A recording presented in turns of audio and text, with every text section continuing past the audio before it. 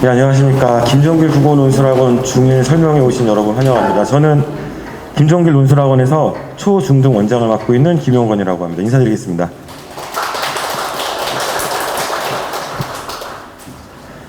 자, 일단은요, 면접에서 나왔던 질문을 하나 어머님들께 물어보면서 시작을 하고 싶습니다.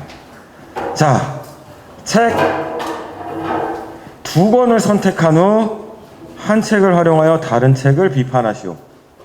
책 두 권을 선택한 후 한 책을 활용해서 다른 책을 비판하시오. 이런 질문입니다.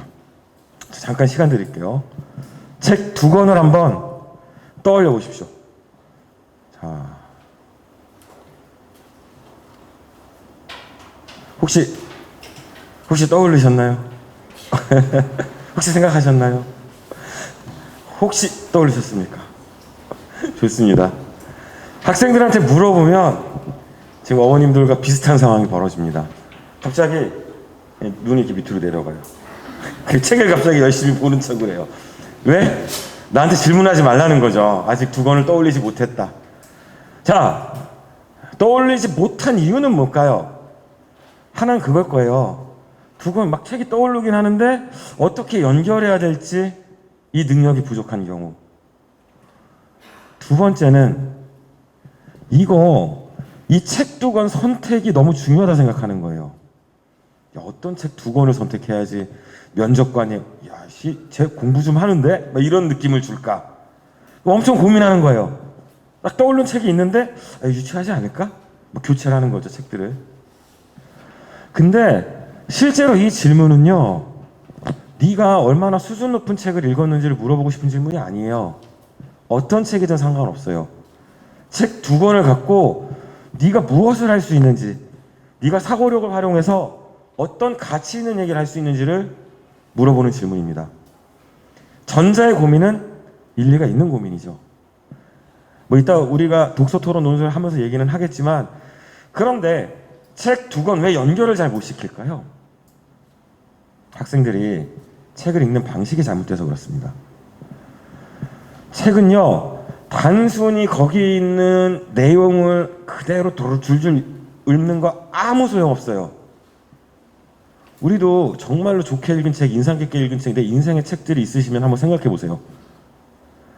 그 책이 인생의 책인 이유가 정말로 마음을 때리는 한 구절, 어떤 장면, 혹은 책 전체가 전달하고 있는 핵심 통찰, 그게 우리 마음 속에 남는 거 아닌가요? 그리고 나의 인생의 책이라고 해서 그 책의 처음과 끝을 달달달달 외워서 얘기할 수 있나요? 없어요. 학생들이 여러 책을 읽었지만 그 책에서 했던 생각이 없고 지식 습득으로 자꾸 책을 읽었던 거예요. 어머니들도 독서에 대한 관점 바꾸셔야 될 시점이에요. 정말로 열심히 책을 읽는 독서가들은 책을 그렇게 생각하지 않거든요. 그러니까 책들이 떠올라도 이 책의 핵심, 이 책에서 내가 했던 생각이 없으니까 패스가 되는 거죠. 자, 두 권을 저도 알고 어머니도 모두 아는 책 두 권을 한번 골라볼게요. 공주 시리즈로 고르죠. 하나는 백설공주고요. 다른 하나는 인어공주입니다. 다 아시잖아요, 백설공주와 인어공주는. 백설공주, 인어공주 괜찮아요. 어때요? 그걸 갖고 내가 뭘 할 수 있는지 보여주면 되죠. 자, 백설공주, 인어공주 제가 말씀드리는 순간 어머님들 머릿속에 어떻게 하면 될까 떠오르고 계시나요? 그 포인트를 잡으면 됩니다. 자, 저는 책 두 권을 백설공주와 인어공주를 선택했습니다. 그리고 인어공주로 백설공주의 의존적인 삶의 자세를 비판하고자 합니다. 백설공주는 숲에 벌어졌을 때 아무 생각 없이 남의 집에 들어갑니다. 다행히 거기 있던 7 난장이가 착했으니 망정이지 도둑이었다면요, 범죄자였다면요, 백설공주에겐 끔찍한 일이 일어났을 겁니다. 그 순간 백설공주 이야기는 범죄 스릴로 바뀌었을지도 모르죠. 독사가 아무 생각 없이 먹습니다. 독사가의 위기에서 건져준 것도 우연히 지나가던 왕자님 덕분이었습니다. 백설공주는 자기 인생의 중요한 순간에 아무것도 주체적으로 한 게 없습니다. 언제나 의존적이었죠. 반면 인어공주는 어떻습니까? 왕자에게 사랑에 빠진 다음에 인어라는 자신의 운명을 극복하기 위해 목소리까지 희생하면서 사람이 됩니다. 비록 인어공주의 끝은 물거품으로 사라졌지만 저는 이 적극적인 자세야말로 제 꿈을 이뤄가고 이 세상을 더 좋게 만드는 핵심이라고 생각합니다. 만약 저를 학교에서 뽑아주신다면 인어공주의 주체적이고 적극적인 자세를 갖고 제가 중학교, 고등학교 때 해왔듯이 이 학교에서도 열심히 이 나라와 또 제 꿈을 위해 노력하겠습니다. 백설공주, 인어공주는 어때요? 제가 백설공주와 인어공주의 많은 내용을 썼나요? 핵심되는 포인트만 잡았죠. 의존적, 적극적으로 볼 수 있는. 이 능력이 없으면요, 책을 100권을 읽고 1000권을 읽어도 아무 얘기도 못해요. 저도 뭐 대학도 다니고 대학원도 다니면서 책 많이 봤죠. 책을 원래 어릴 때부터 좋아도 했었고, 거기서 이제 많은 이제 학생들과 얘기를 하고, 특히 대학원은 책을 읽고 하는 세미나들이 많잖아요. 놀라운 걸 발견했어요. 대학원까지 왔는데도 많은 학생들이 이 책의 핵심을 읽어내는 능력이 부족해요. 부분 어떻게 전체의 얼개를 읽어내고 핵심을 잡고 그래서 다른 것과 비교하고 연결하는 능력이 너무너무 부족해요. 자, 그런데 물론 저 때여서 더 그랬을 수도 있어요. 저희 때는 그냥 주입식 지식을 보는 교육이 판쳤었잖아요. 요즘 친구들은 좀 나을 수 있어요. 근데 지금 입시는 지식의 양을 보는 입시가 아니라는 게 지금 핵심이에요. 제가 그래서 면접을 갖고 온 거예요. 다른 면접도 좀 볼까요? 그냥 바로 대학 면접을 보죠. 서울의대 면접 기출입니다. 동백, 그 다음에 매화, 마지막으로 목련. 세 꽃에 대한 지식을 여기 줍니다. 그리고 질문이 뭔가요? 제시문에 나온 꽃들을 인간의 삶에 비유해봐라. 서울대 의대 면접 질문이었습니다. 어떤 지식을 묻는 게 아니죠. 정보는 줬어요. 자, 너 이거 갖고 인간의 삶에 비유해서 어떤 가치 있는 얘기 할 수 있어? 이걸 묻는 겁니다. 이걸 묻는 겁니다. 동시에 이 친구가 살아오면서 했던 인생의 고민, 삶에 대한 고민들도 묻어날 수 있겠죠. 두 번째 질문도 볼까요? 제시문에 나온 꽃 중 하나를 골라 관련 있는 역사적 인물을 소개해보라. 역사적 인물을 소개해보래요. 자, 이 꽃 중에 하나 골라서 네가 알고 있는 역사적 인물과 연결해서 한번 가치 있는 얘기를 해봐. 계속 지금 얼마나 알고 있느냐가 아니죠. 지식을 활용해서 네가 뭘 할 수 있는지를 자꾸 묻고 있죠. 그냥 앞에 것도 잠깐 볼까요? 이건 상산고에서 나왔던 독서 인성 면접 지문인데요. 이 제시문 내용은요, 접붙이기예요. 접붙이기. 접목으로 가지를 붙였더니 거기서 뭐 꽃 피어났다. 일단은 글에서 드러나는 글쓴이의 변화는 이거 읽고 너 뭐 생각했니? 물어보고요. 그 다음에 네가 글쓴이의 변화라고 생각한 것과 책 2권 연결해봐. 계속 너 얼마나 알고 있어가 아니죠. 네 알고 있는 걸 가지고 네가 얼마나 가치 있는 걸 할 수 있어죠. 계속 질문의 방향이. 이게 현재 입시가 그리고 세상이 원하는 인재상인 겁니다. 그래서 더 이상 What you know, 네가 아는 것, 너 뭐 아니?를 묻는 게 아니에요. What you can do, 네가 할 수 있는 것, 너 뭘 할 수 있는지를 묻는 그런 세상이 되고 있다는 거죠. 자, 그래서 면접 얘기를 하니까 이건 면접이고 요즘 정시 비율 올라간다는데 수능은 다르지 않아요? 아니요. 수능도 마찬가지입니다. 수능이란 뭐죠? 대학 수학 능력 시험이죠. 대학에서 학문적인 교육을 받을 수 있는 능력을 보는 시험이었습니다. 과거에 수능 전에 있었던 시험이 학력평가였죠. 학력평가야말로 학력, 네 얼마나 아는지를 보는 시험이었었어요. 근데 그거에서 what you can do, 너 뭐 할 수 있는지, 네 정말 대학 가서 수업을 들을 수 있는 능력이 있는지를 보는 시험이 바로 대학 수학 능력 시험이라는 겁니다. 즉 역량을 보는 교육이라는 거죠. 시험이라는 거죠. 근데 자꾸 이거를 사교육으로 외워서 하려고 많은 노력들을 하죠. 수능 출제 당국은 항상 어떻게 하면 그런 학생들을 떨어뜨릴 수 있을까를 연구해 왔습니다. 입증해 드리죠. 말로만 하면 안 믿으실 테니까. 자, 2022학년도 수학능력시험 19번 문제입니다.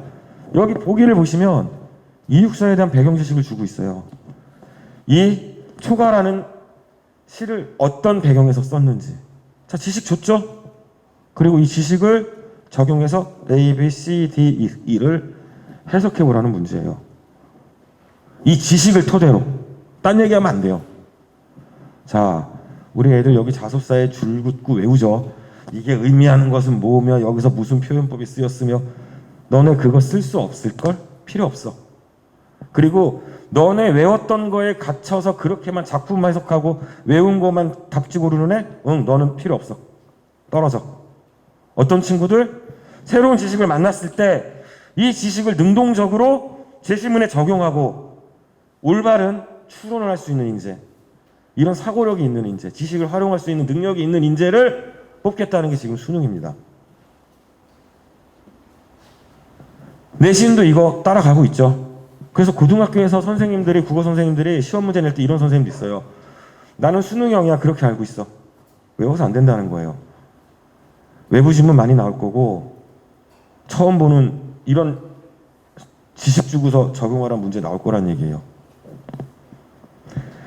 그리고 이거는 중학교에서도 계속 영향이 있죠. 이 수능에서 이런 능력을 필요로 하기 때문에 외부 지문이라는 거 들어보셨죠? 못 본 지문 주는 거야, 못 본 지문. 물론 외부 지문 뭐 줄지 예고도 안 하고 막 주면 폭동이 일어나겠죠. 학생들이 등급이 떨어지니까 우리 특목조사고 가야 되는데 어쩌라는 거예요.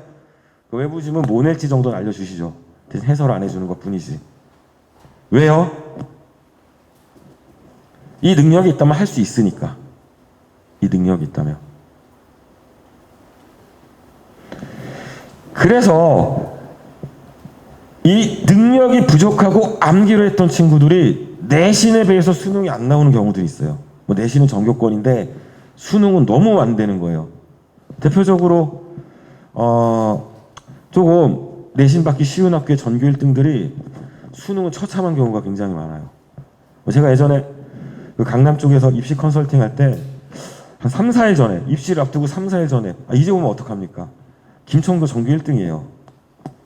김천고 전교 1등이니까, 김천고 비평준하니까 그 지역에선, 그 지방에선 제일 잘하는 애예요. 근데 강남으로 다 오잖아요. 그 수시 면접 보려고. 가기 전에 저한테 이제 마지막으로 컨설팅을 들어왔어요. 면접 좀 봐달라고. 와, 수시 지도 엉망이에요. 이미 자소서 망했어요. 도와줄 수 있는 만큼 도와는 줬는데 생기부도 엉망이에요. 준비도 안 돼 있어요, 학생이. 인문학부 철학과를 쓴다 그러는데 철학 잘 몰라요. 도와줄 만큼 도와줬는데 힘들었어요. 수시가 안 됐죠. 정시를 해야 될 거 아니에요. 나중에 이제 연락이 왔는데 정시 점수가 너무 처참하더라고요. 전교 1등의 성적이 아니었어요. 3, 3, 3위 평균이에요. 3위. 내신 전교 1등인데. 왜? 능력이 없는 거예요. 암기로 성실성으로 때운 거죠. 성실함은 중요하지만 학생들의 성실함을 비효율적이고 뒤에 가서 쓸모없는데 낭비하게 하는 게 저는 너무 안타깝다는 거죠. 또 이런 경우도 있었어요. 역시 제가 강남 쪽에서 일할 때 제가 고등부 그때 고3과 고1, 고2 독서 토론 논술, 그리고 고3은 이제 사회, 수능 요쪽 하고 있었는데 한 친구가 어머니랑 이제 상담을 좀 했어요. 이 친구가 중학교 때 공부를 잘했던 친구인데 성적이 너무 떨어졌다고. 상담 내용이 뭐였냐면 얘가 중학교 때 강남 지역 중학교에서 전교 3등권 안에 들었었어요. 1등도 하고. 첫 고등학교 시험에서 3등급 정도 나와도 충격이죠. 5등급, 6등급이 나온 거예요. 이 친구 정말 성실한 친구였어요. 성실한 암기를 중학교 때 공부를 했던 거예요. 근데 강남 지역 내신 힘들죠. 문제 어렵게 내요. 어차피 내신은 상대평가니까 어렵게 내요. 그러다 보니까 흔히 말하는 수능형 고난이도 문제를 막 내니까 애가 쫙쫙 틀리는 거예요. 암기로 안 되거든요. 외워서 되겠어요? 처음 보는 지식을 듣고 적용하라는데 줄치고 외운다고 답이 나오냐고요. 물론 주입식이 전혀 필요 없다는 얘기를 하고 싶은 건 아니에요. 어느 정도의 지식 습득 필요하죠. 근데 지식 습득 다음 단계에 가야 된다는 거예요. 습득했으면 이걸 활용하고 적용하고 응용할 수 있는 능력을 키워줘야 된다는 거죠. 그 능력을 키워주지 않으면 우리 아이들 너무 고생해서 공부했는데 시간 대비, 노력 대비, 성실성 대비 너무 안타까운 결과가 나온다는 거죠. 그래서 뭐 지금 중1이긴 하지만 내신 얘기를 조금 하면은 저희 내신을 들어가면 어쩔 수 없어요. 단기간 한 달 반 안에 학생들 성적을 만들어야 되고, 내신은 어느 정도 또 중학교 내신은 또 암기를 좀 해서 점수가 나올 수 있는 게 있으니까 또 애들이 또 어휘도 너무 몰라요. 표현도 너무 모르고. 그래서 내신 때는 좀 저희도 어쩔 수 없이 주입식을 좀 해요. 일단 성적을 만들어 놓는 게 중요하잖아요. 하지만 정규 수업만큼은 이 역량을 키우는 데 집중하고 있습니다. 국어도, 독서토론, 논술도요. 자, 그리고 제가 지문, 저번에 가장 어려웠던 해결과 기축통화 지문이 아주 수험생들을 멘탈 나가겠는데, 수능 수험생들을, 그중에 기축통화 지문 하나 가져왔습니다. 자, 일단 딱 보면 기축통화, 환율, 유동성, 금태환종합, 통화, 오씨 뭐야, 통화 전화하는 건가? 이런 생각도 할 수 있잖아요. 너무 어려운 말들이 많이 나와요. 어휘, 어휘 참 중요합니다. 근데 이런 어휘들은요, 사실 일상 어휘가 아니죠. 개념어죠. 배경 지식이라고 봐야 돼요. 사실은 어휘라기보단. 그러면 야, 이렇게 어려운 개념들 언제 배우냐? 고등학교 선택 과목 중 하나인 경제에서 나옵니다. 파트가 있어요. 그럼 어머니 걱정하세요. 야, 씨, 그러면 수능하려면 애들이 선택하지 않은 모든 뭐 사회 선택 과목도 다 해야 돼? 아니요. 볼까요? 이 질문, 아까 봤던 그 어려운 개념어들 있죠. 몰라도 됐어요. 배경지식 없어도 충분히 풀 수 있었어요. 윗글을 바탕으로 추론한 내용으로 적절하지 않은 것은 이라고 묻고 있습니다. 추론이라는 건 그거죠. 제시문 안에 있는 정보로 이끌어낼 수 있는 적절한 판단이 뭐냐는 거죠. 제시문을 근거로 이끌어낼 수 있는 적절한 판단으로 적절하지 않은 것은, 이런 질문이에요. 이런 어휘는 알아야 되는 거예요. 학생들이 이런 어휘를 몰라요. 추론? 모르겠는데. 이런 어휘는 알아야 돼요. 근데 아까 같은 개념어는 몰라도 풀 수 있게 나온다고요, 수능에서. 입증할게요. 이제 중요한 건 사고력이라는 거 입증할게요. 자, 다시 가봅시다. 제가 표시한 데만 보면 돼요. 저걸 풀 때. 브레턴 우주 체제. 브레턴 우주 체제가 뭔진 모르겠는데, 이런 체제에서는 금 1온스와 35달러를 언제나 맞교환해 줘야 된대. 그럼 알았죠. 금 1온스는 온스가 뭔지 몰라 상관없잖아요. 35달러네. 이거 어휘나 배경지식 필요해요? 요거 같다는 거 깨달을 때까지? 한국어 할 수 있으면 하지 않을까요? 그 다음에 일로 가면 돼요. 가치를 내리는 게 평가절하. 오케이, 평가절하 처음 들었지만 이게 가치를 내리는 거구나. 이건 알겠네. 이거 초등학생도 요건 이해할 거 아니에요. 두 번째, 가치를 올리는 게 평가절상. 평가절상은 가치를 올리는 거구나. 여기 뭐 어려운 어휘 있어요? 절상, 절하 뭔지 다 설명해 주잖아요. 가치를 올린다, 내린다. 이거 이해 못하진 않을 거 아니에요. 자, 이거만 알면 풀어요. 보여드릴게요. 풀 수 있다는 걸. 자, 여기 브레턴 우주체제에서 여기 브레턴 우주체제였었죠. 그때 어떻게? 금 1온스는 35달러로 고정으로 바뀐다 그랬죠. 마르크화가 달러화에 대해 어떻게 평가 절상. 달러화에 대해 마르크화 가치가 올라갔구나. 그럼 마르크화로 살 수 있는, 바꿀 수 있는 달러의 양은 늘어나는구나. 그럼 같은 금액의 마르크화로 구입 가능한 금의 양은 당연히 증가하겠네. 그죠? 달러 대비 마르크화의 가치가 상승했으니까 마르크화로 바꿀 수 있는 달러 양이 늘었고, 그러면 금 1온스 35달러 고정이니까 바꿀 수 있는 금량도 늘잖아요. 이 사고를 못 해가지고 점당률이 22%밖에 안 됐어요. 학생들이 가장 많이 틀린 문제 중에 하나였어요, 이게. 심지어 수능 출제 당국은 이거 가점 붙은 문제도 아니었어요. 근데 이걸 틀렸어요. 점당률 22%. 비문학 기본적인 어휘 중요해요. 추론 이런 말을 모르면 안 돼요. 절충 이런 말 몰라서 틀리면 안 돼요. 근데 더 중요하게 숨겨진 게 있어요. 바로 이 지식을 활용할 수 있는 능력, 사고력입니다. 근데 수많은 설명회나 수능 분석이나 비문학에 대한 얘기를 하시는 분들이 이 얘기를 하는 경우를 많이 못 봤어요. 정말 중요한데 이게 정말 중요한데. 자, 그리고 이 사고력으로 공부하는 친구들은 공부도 편하죠. 왜? 인간의 머리는 단순 반복 암기를 하라고 되어 있는 게 아니라 왜를 묻게 되어 있거든요. 이유를 알아야 이유를 해결해서 난관을 극복하니까. 그렇게 진화되어 있거든요. 근데 인간의 뇌에 거슬리는 행동을 하는 거예요. 단순 반복 암기는. 파블로프의 개가 되려고 노력하는 거죠. 파블로프의 개 있잖아요. 그거 땅 치면 이거 침 나오는 거. 그거 훈련시키려면 얼마나 많이 반복해야 돼요? 강아지들 앉아 한번 하려면 얼마나 많이 반복해야 돼요? 단순 반복 암기가 바로 그 길로 가는 거죠. 다시 돌아와서 그 지식도 암기도 지금 기억나는 게 그거예요. 저는 지금 한라산 높이가 1950m인 걸 아직도 안 까먹거든요. 선생님이 이렇게 알려줬거든요. 한라산 높이 한번 구경 오십시오. 한번 구경 오십시오. 1950m. 자, 한라산 높이가 1950m인 건 이유가 없어요. 그냥 그렇게 된 거예요. 근데 이유가 생겼죠. 저한테는 억지로 만든 이유지만 이런 머릿속에 딱 들어오는 거예요. 공부 잘하는 친구들이 외운다라는 거 가만 보세요. 단순 반복으로 안 외워요. 이렇게 이유를 만들거나 아니면 자기만의 디폴트를 만들어요. 역사도 디폴트를 만드는 거예요. 그리고 거기서 예외만 외우는 거죠. 뭐 예컨대 삼국시대면 대부분 불교 수용할 때 율령도 반포하고 국학도 만드는구나. 보통 이래. 근데 신라는 예외네. 불교랑 다르네. 그것만 체크해서 외우면 되는 거죠. 다르니까. 나머지 똑같잖아요. 외울 필요가 없는 거예요. 쓰면서 달달달달달달 고통스럽고 힘들고 머리는 안 들어가고.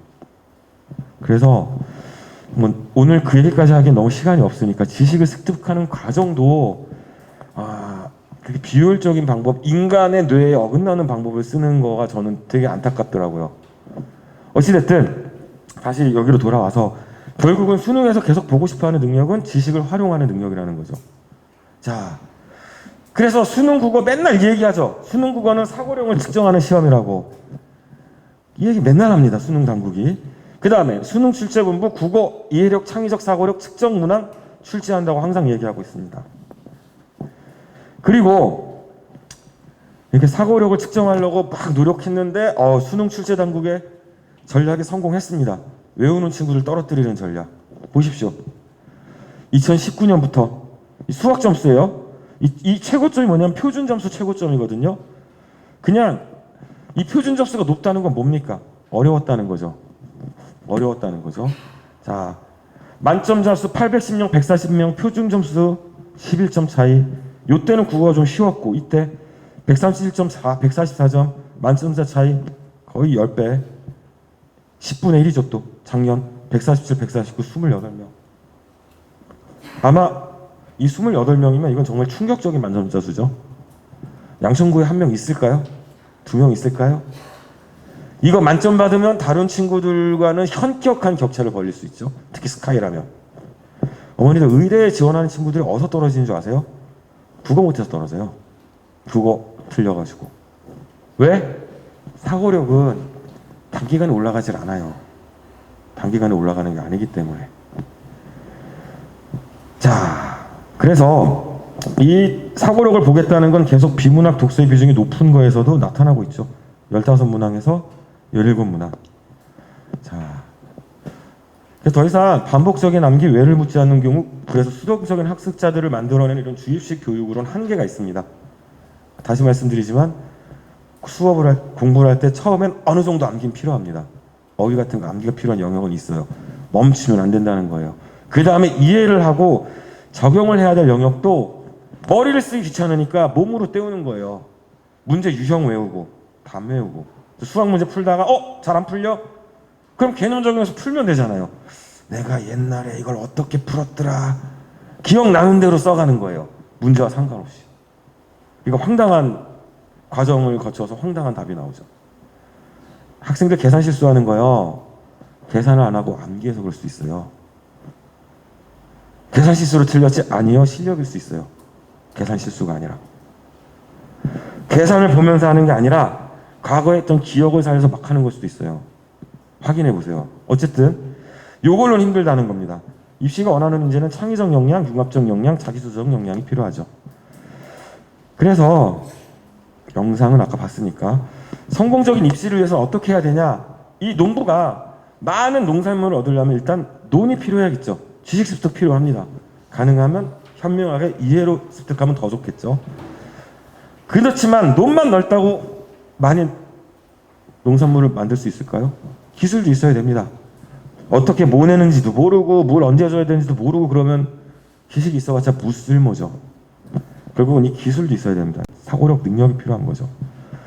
이 두 개가 합쳐지는 걸 역량, 생산성이라고 할 수 있습니다. 즉 논과 농사기술, 지식과 지식을 갖고 내가 적용하고 활용할 수 있는 능력, 이게 합쳐진 게 역량이라고 할 수 있죠.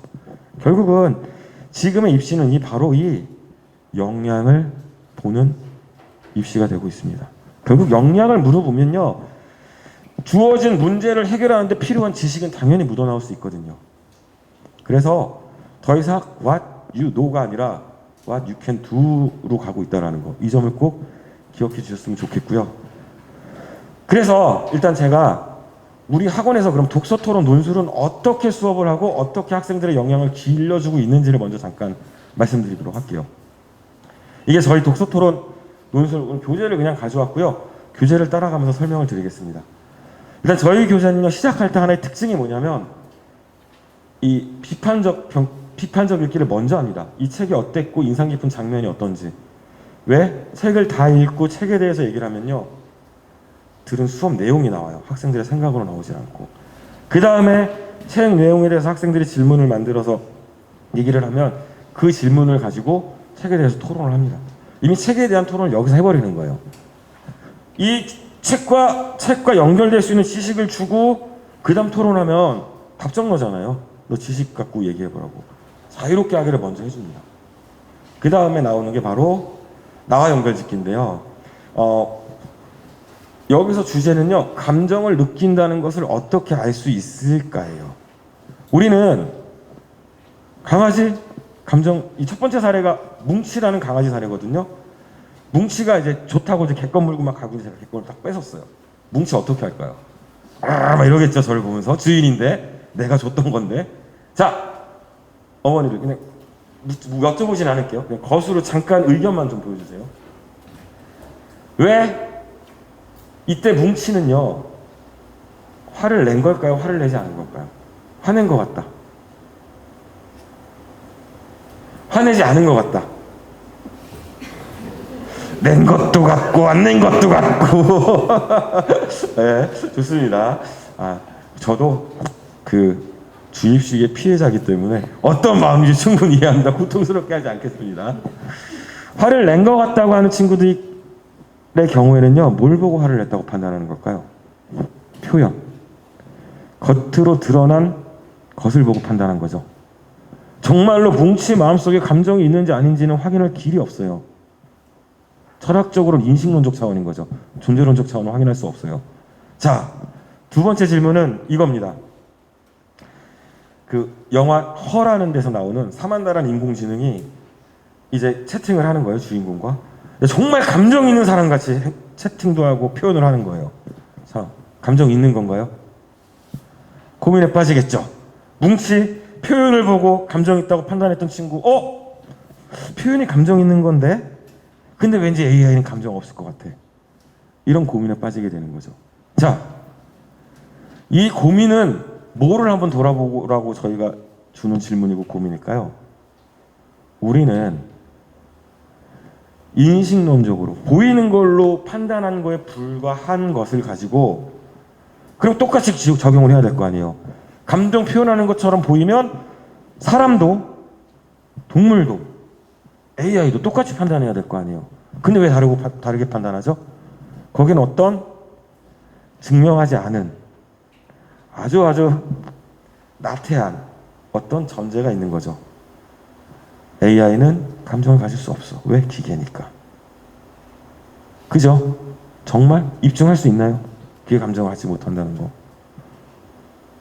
우리는 일상적으로 감정이 있다고 생각하는 판단들을 하는 행동, 눈에 보이는 걸 보고 판단했는데, 그죠?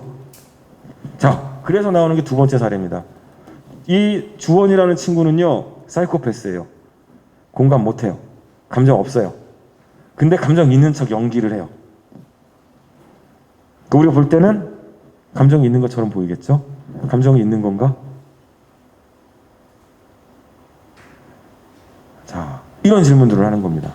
그래서 우리가 감정이 있다, 없다가 사실은 정말로 그것이 있는지 없는지를 확인해보고 하는 말이 아니라는 거죠. 겉으로 들어가는 표현으로 하는 판단이 대부분이라는 거죠. 그 표현을 보고 하는 판단이 아닌 다른 판단하려면 다른 근거를 가져와야 되겠죠. 그래서 이렇게 좀 더 깊이 있게 사고할 수 있도록 이런 조금씩 차이 나는 사례들로 갖고 학생들과 수업을 합니다. 그리고 그러다 보면 학생들이 굉장히 분석적으로 그 사례들의 차이를 읽게 되고요. 그리고 자기만의 이유들을 설득력 있게 만들어 가게 됩니다. 그리고 나서 이렇게 이제 학생들이 써놓은 거예요. 있다 없다 이유, 차이가 뭔지, 여기 차이 나왔죠. 사례들의 차이가 뭔지, 그리고 어떤 차이 때문에 어떤 건 있다 생각하고 없다 생각했는지, 이런 식으로 학생들이 의견들을 이렇게 이제 칠판에 써주면서 수업이 진행됩니다. 그리고 나서 이제 튜링 테스트와 중구방 논증이라는 바로 요 문제에 대해서 주장했던 두 가지 다른 입장을 갖고 옵니다. 튜링 테스트는 이런 거예요. 벽이 있어요. 이거 방이 하나 있어요. 방 밖에서 이렇게 채팅을 하는 거예요. 쪽지 같은 거 주고받으면서. 근데 상대방이 인간과 구별 안 되게 계속 채팅이 되면은 이거는 감정 있다고 봐야 된다. 우리는 드러나는 표현 말고 딴 걸로 판단할 길이 없다. 감정 있는 걸로 간주해야 된다. 인간과 똑같이 간주해야 된다. 이거고요. 중국어방 논증은 야, 정말 그럴까? 그러면서 그 방 안에 중국어를 모르는 사람이 있어요. 근데 룰북이 있어요. 중국어로 뭘 질문하면 이 룰북에 따라서 주는 거예요. 근데 중국어를 몰라요. 자, 이 사람 중국어 모르는데 밖에 있는 사람은 중국어 아는 것처럼 볼 수 있잖아. 그러니까 튜링 너 틀렸어. 안에서 돌아가는 건 중국어 몰라도 되잖아. 감정도 이런 것 같아. 이런 식의 두 가지 다른 입장이거든요.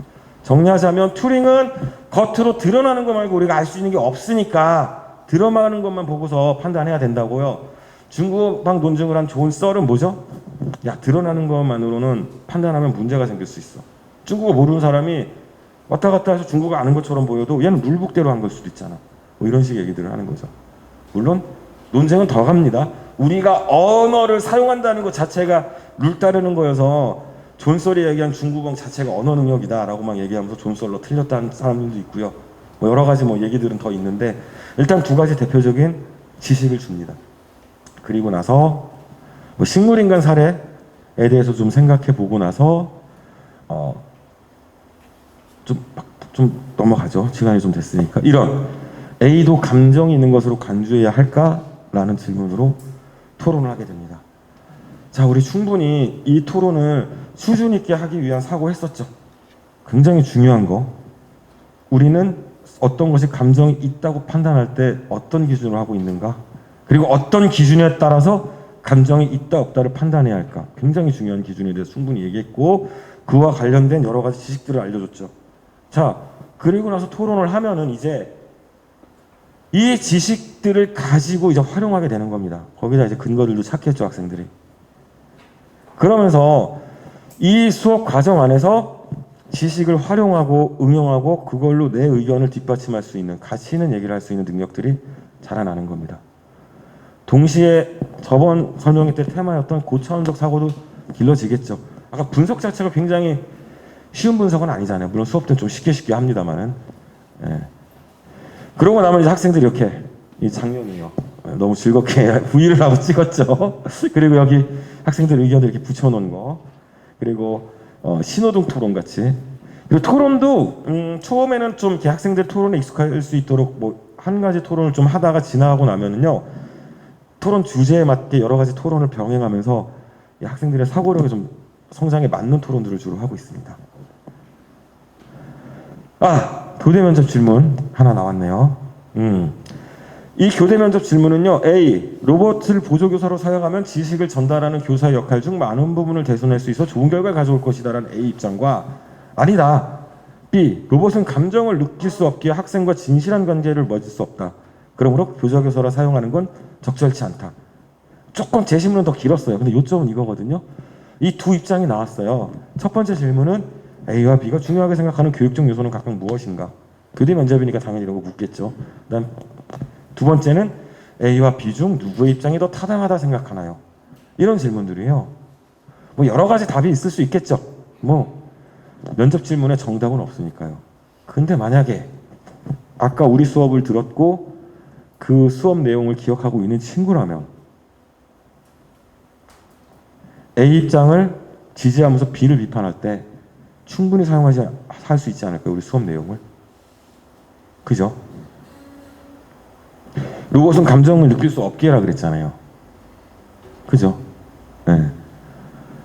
그리고 그 다음 이 전제에 의한 결론이 뭐죠? 학생과 진실한 관계를 맺을 수 없다. 근데 우리가 얘기했던 내용은 뭐죠? 우리는 겉으로 드러나는 것만으로 상대방이 감정이 있다고 여긴다는 부분을 얘기했었잖아요. 튜링에 동의한다면 충분히 비판할 수 있겠죠. 네. 좋습니다. 그리고 이건 학생들 글쓰기인데요. 이렇게 학생들이 이렇게 토론을 끝나고 나면 이 토론과 관련해서 글을 쓰게 됩니다. 그러면 저희가 이렇게 표시를 해주고 피드백을 이렇게 달아줍니다. 그리고 우리 피드백의 하나의 특징은 뭐냐면요.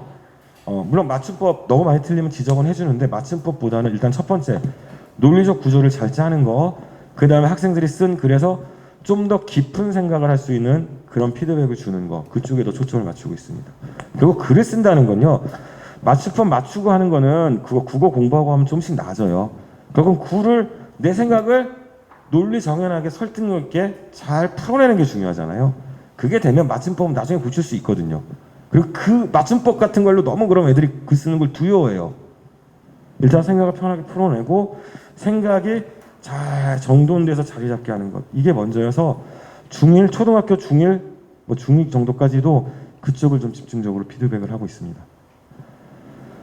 네, 그리고 피드백하고 좀 학생들이 제작성했으면 좋겠다 싶은 거는 제작성을 시키고요. 요거는 성장 사례네요. 처음에 이렇게 글썼어요, 애가. 일단 성의도 없고, 성의가 없다기보다는 어떻게 써야 될지 모르더라고요. 내가 이 주제에 대해서 얘기를 할 때 뭘 써야 될지. 근데 나중에는 이렇게 되더라고요. 일단 성의가 보이고 내가 내 생각을 어떻게 정리해서 표현해야 될지를 알게 된 거죠. 그러니까 이제 글이 이렇게 성실히 성의 있게 되더라고요. 예, 여기까지가 제가 독서토론 노인술 우리 학원에서 어떻게 역량을 강화하도록 가르치고 있는지 설명을 드렸고요. 자, 다음으로 우리 1학년 배성균 선생님께서 나오셔서 국어 수업에 대해서 우리가 어떻게 학생들 역량을 강화하고 있는지 설명해 주시겠습니다. 좀 박수로 좀 환영해 주시죠.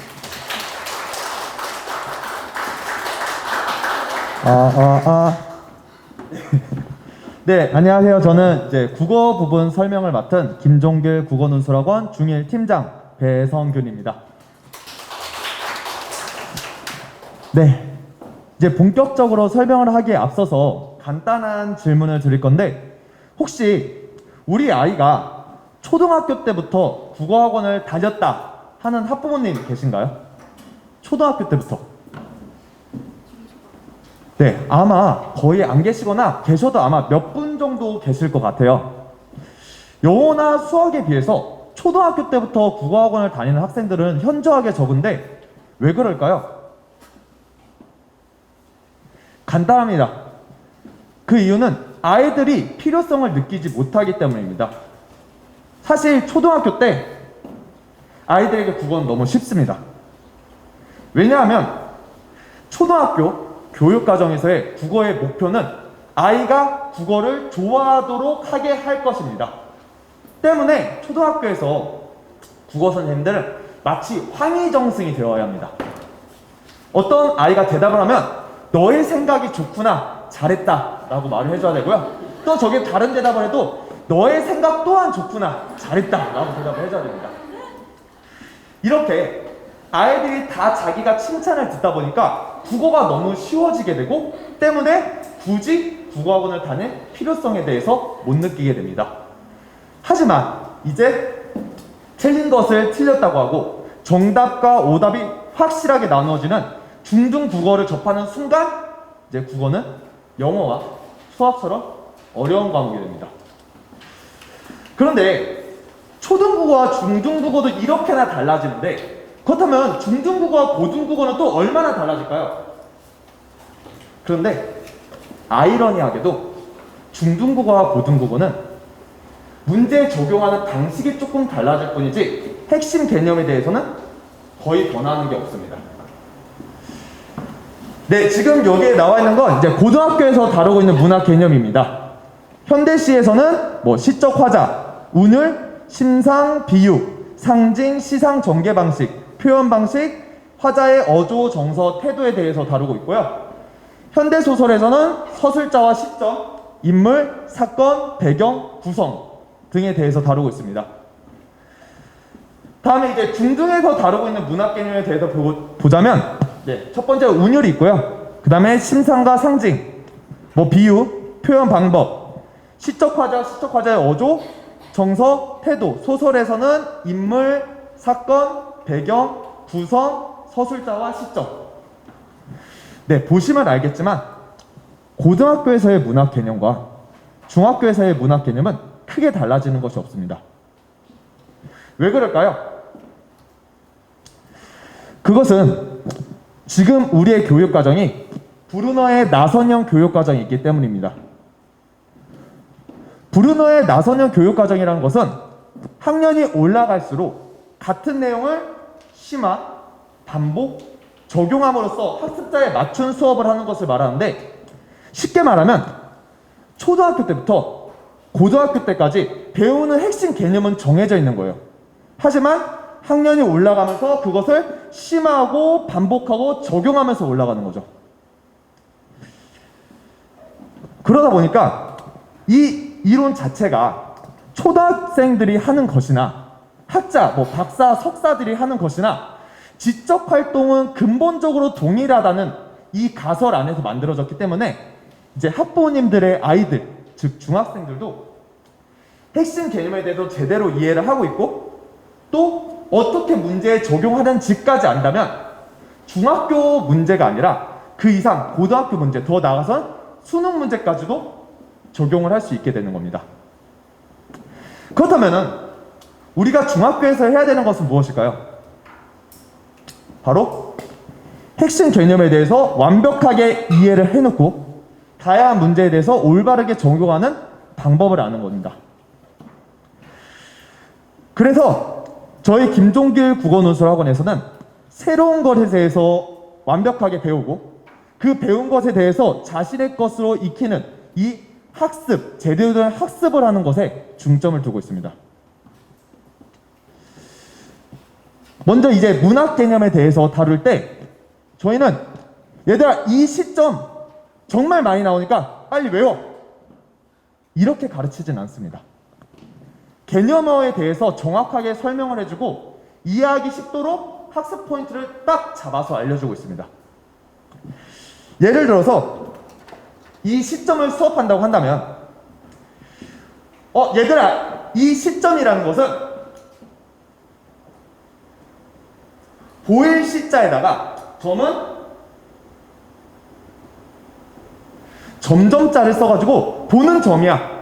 소설을 바라보는 시각, 이거를 시점이라고 하는데 이 시점은 세 가지 질문으로 네 가지로 나눌 수가 있어. 첫 번째 질문은 뭘까? 첫 번째 질문은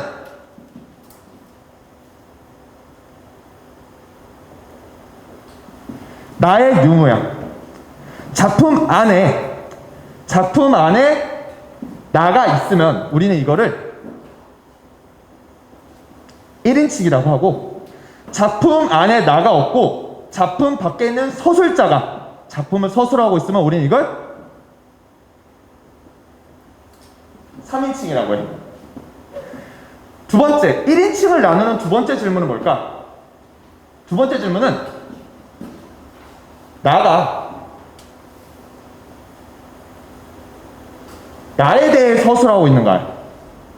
나가 나에 대해서 서술하고 있으면 우리는 이걸 1인칭 주인공 시점이라고 부르고 나가 아니라 남에 대해서 말하고 있으면 우리는 이걸 1인칭 관찰자 시점이라고 그래. 마지막 3인칭을 나누는 질문은 뭘까? 요거는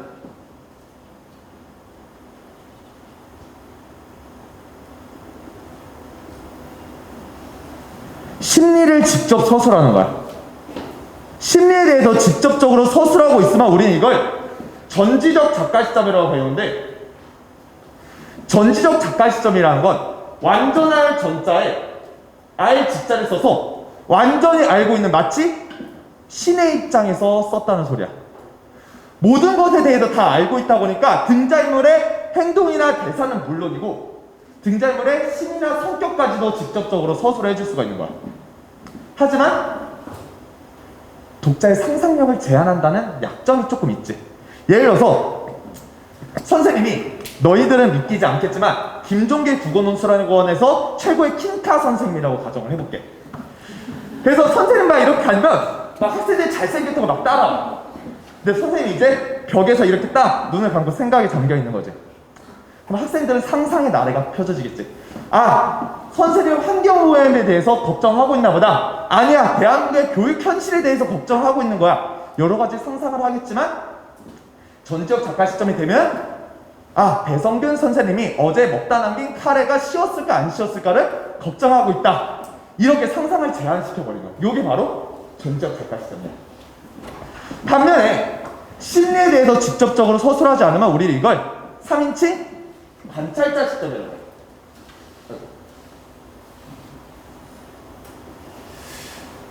3인칭 관찰자 시점이란 건 쉽게 말하면 어디에나 있는 CCTV야.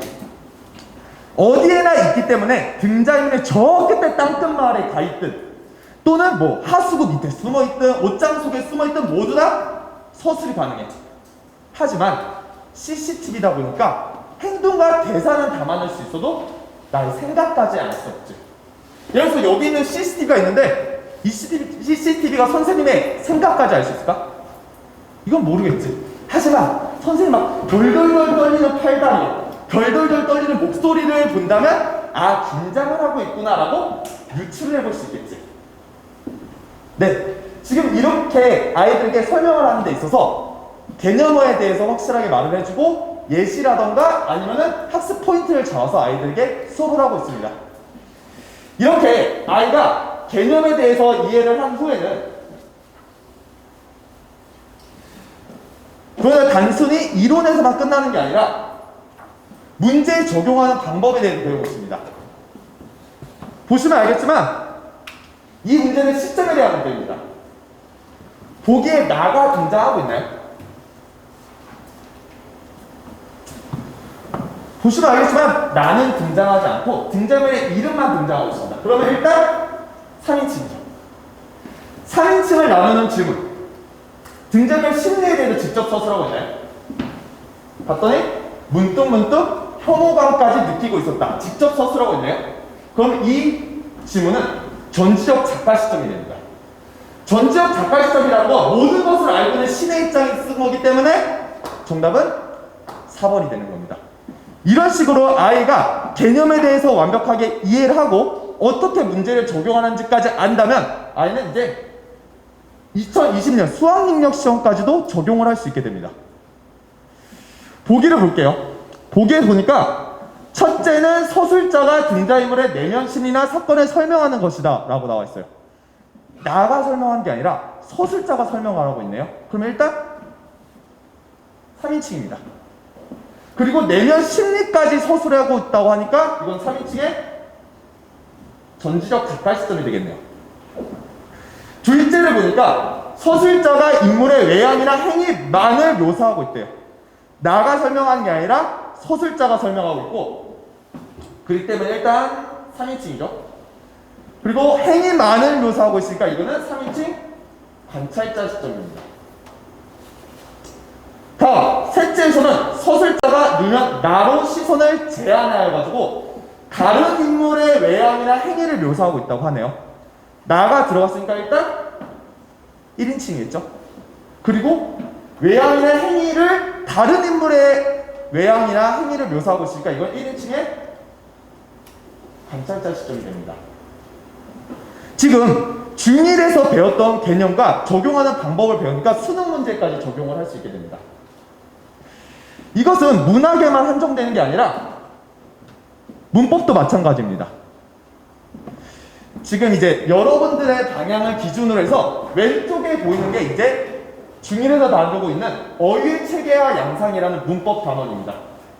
그리고 오른쪽에 있는 건 2022년 고3 6월 모의고사 39번 문제입니다. 아이가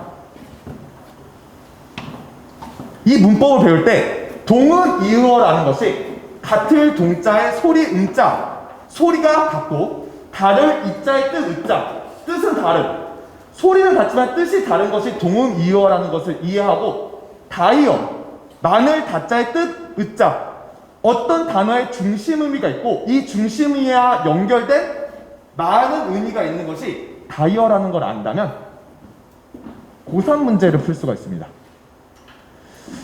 네, 일단 신체 관련 어휘고 신체 관련 어휘에서 신체 부위를 나타낸 중심적 의미라고 말을 하고 있네요. 그렇다는 건 요 기억이 다이어에서 중심 의미에 해당이 됩니다. 니은은 이 중심 의미에서 확장된 주변 의미라고 말을 하니까 요거는 다이어에서 주변 의미에 해당이 됩니다. 그리고 디귿, 소리는 같지만 중심적 의미가 전혀 다른 걸 의미하니까 이건 동음이어가 해당이 됩니다. 여기서 이해한 걸 바탕으로 밑에를 봤을 때 신체 관련 어미의 중심 의미, 핵심 의미, 중심 의미가 담겨있는 요게 기억, 여기에서 연관된 뜻을 가진 이것이 니은, 신체 의미 코와 전혀 다른 의미를 가지고 있는 이것이 바로 디귿이 됩니다. 네, 바로 풀어볼게요. 묽은 코가 옷에 묻어 휴지로 닦았다. 이 코는 코에서 연관된 콧물을 의미하기 때문에 이것은 니은이 되겠네요. 어망의 코, 이 코와 전혀 연관이 없기 때문에 이것은 디귿입니다. 코끼리의 긴 코는 신체의 코이기 때문에 이것은 기획이 될 거고요. 동생이 갑자기 코를 다쳐서 이것도 신체 일부 코이기 때문에 이것도 기억입니다. 마지막, 목도리를 한 코씩, 이건 신체 일부 코와 전혀 상관없는 뜻이기 때문에 디귿. 정답은 5번이 됩니다. 이런 식으로 중1 때 배웠던 문법 개념을 확실히 이해하고 어떻게 적용하는지만 안다면 중학교 1학년 학생들도 고3 문제를 풀 수가 있는 거예요. 그리고 이것은 다른 문법에서도 마찬가지입니다. 다른 문법에서도 중학교 1학년 때 배운 문법에 대해서 이해하고 있다면 고3 문제에도 똑같이 적용을 할 수가 있게 됩니다. 이렇게 아이가 개념어에 대해서 확실히 이해를 하고 어떻게 문제에 적용하는지까지 안다면 중학교 때 이런 것들이 잡혀 있다면 아이는 이제 중등 국어를 넘어서서 고등 국어, 수능 국어까지 더 쉽게 이해하고 적용할 수가 있게 됩니다. 하지만 조금 안타까운 사실이 있는데요. 아이가 개념어에 대해서 확실히 이해를 하고 또 어떻게 문제에 적용하는지까지 알더라도 틀리는 경우가 있습니다. 바로 이 어휘입니다. 어휘.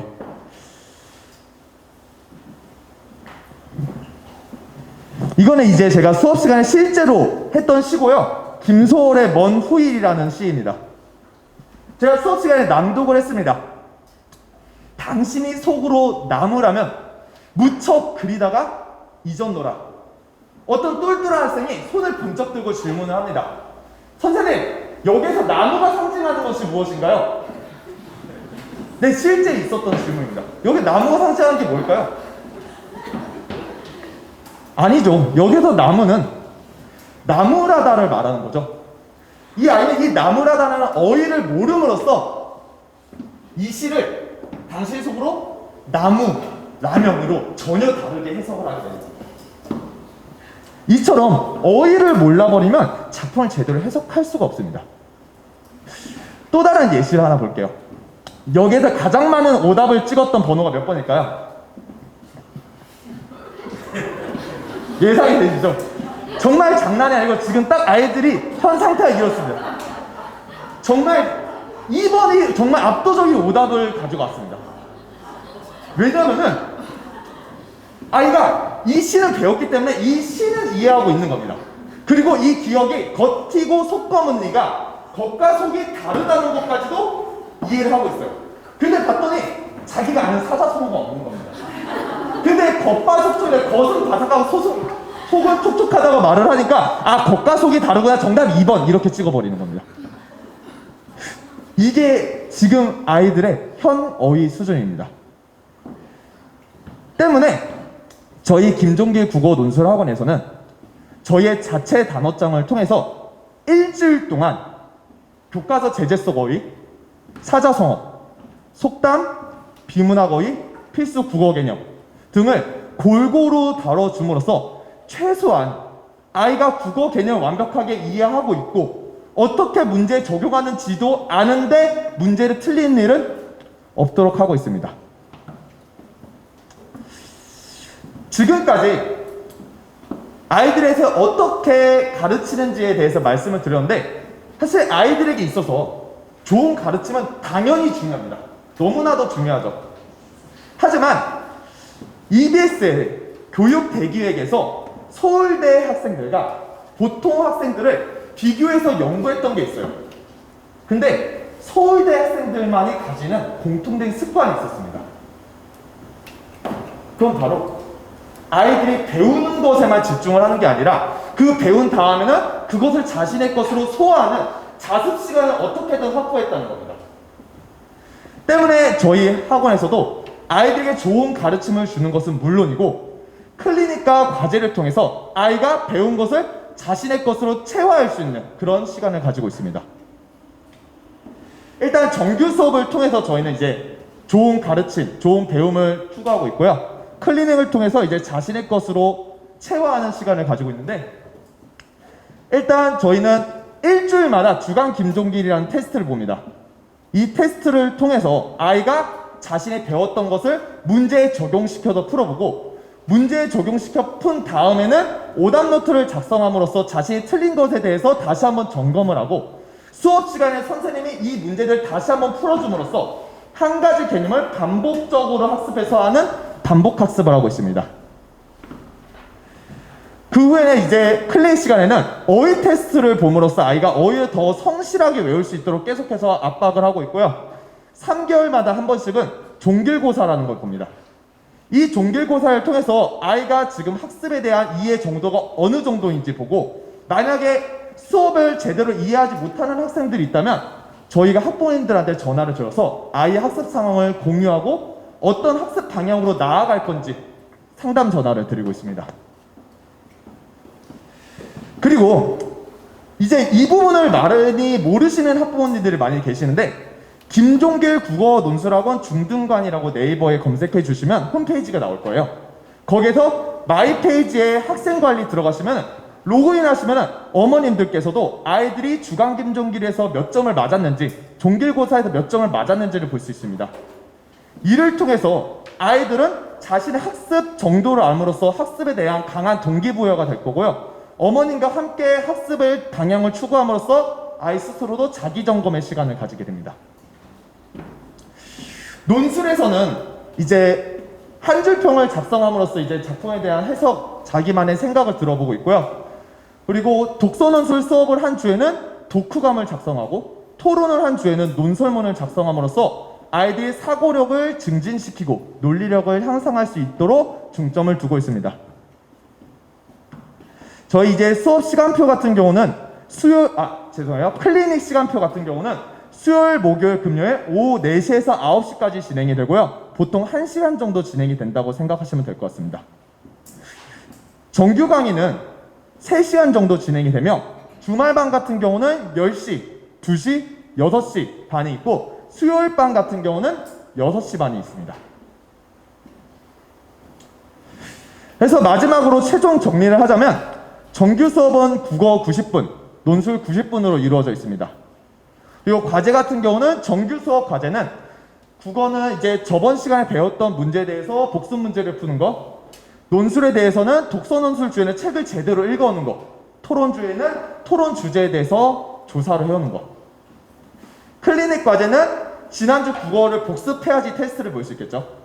다음에 독후감 또는 논설문을 작성하는 것, 그리고 어휘를 외워오는 것들이 과제로 있습니다. 그리고 이제 가장 많이 하는 질문 중에 하나인데, 클리닉 시간 때 어떤 것을 하시는지 많이 여쭤보시는데, 클리닉 시간에는 아이가 글 써온 거에 대해서 저희가 이제 첨삭을 진행하고 제작성을 지도하고 있습니다. 그리고 주간 김종길에 대해서 아이가 시험을 보고 저희가 채점을 해주면 거기에 대한 오답 노트 작성을 하고 있고요. 그리고 어휘 테스트도 아이가 열심히 외워서 시험을 보면은 통과를 하면은 이제 끝나는 거고요. 만약에 3개 이상 틀리면 틀린 거에 대해서 5번씩 쓰도록 하고 있습니다. 그리고 여기는 3가지의 학습 결과에 대해서는 학부모님들한테 아이가 하원할 때 학습 문자를 보내드리고 있는데, 어머님들께서도 여기에 관심을 가져주셔서 아이들의 학습 결과에 관심을 가져주셔서 아이들의 올바른 학습 습관을 형성할 수 있도록 협조해 주시면 저희도 더 노력할 거고, 학부모님들께서도 같이 노력해 주시면 감사하겠습니다. 네, 마지막으로 제가 좋아하는 사자성어인데요, 견지망얼이라는 사자성어가 있습니다. 손을 들어서 달을 가리켰는데 손가락 끝만 본다는 사자성어입니다. 아이들이 지금 당장 국어를 접하는 데 있어서 단순한 암기로 접한다면 이 손가락 끝은 잘 볼 수 있을지 모릅니다. 하지만 절대 저 달은 볼 수가 없습니다. 저희 중1에서는 아이들이 저 달을 바라볼 수 있는 방향성, 그리고 더 잘 볼 수 있는 시야를 늘릴 수 있는 수업을 하도록 하겠습니다. 네, 이상입니다. 감사합니다. 네, 어머니들, 아이고, 잠시만요. 여기 좀 앉아주세요. 깜짝이야. 여기 앉으시면 돼요. 오랜 시간 설명해 들어주셔서 감사하고요. 지금 잠깐 그 Q&A 시간 가질 건데요. 어떤 거 질문하고 싶으신 거 있는지 한번 생각하시면서 하나만 안내 드릴게요. 저희가 이제 카카오 채널이 생겼어요. 카카오에서 채널에서 김종길 검색하면 이렇게 나오거든요. 클릭해서 들어가시면 여기 이제 여름방학 특강 안내, 그리고 이제 중등 같은 경우에 채널 구독하시면 오늘 받으셨나요? 혹시 고교 선택 전략? 예, 그거를 파일로 받을 수 있는 지금 이벤트도 있습니다. 오목강 특강 목록인데 저희 김종길 채널 검색하셔서 들어가서 한번 특강 확인해 보시면 도움되는 특강들이 있으니까 필요한 특강 들으시면 될 것 같습니다. 네, 그리고 잠깐 Q&A 시간인데요. Q&A 질문 생각하시면서 그 나눠드린 거 보면 신청서 있거든요. 신청서 작성하셔서 나가실 때 여기 옆에 5층 데스크에 내주시면은 우리 상담 선생님들이, 데스크 실장님들이 전화해서, 지금까지 김종길 국어연수학원 중일 설명이었습니다. 수고 많으셨습니다. 감사합니다.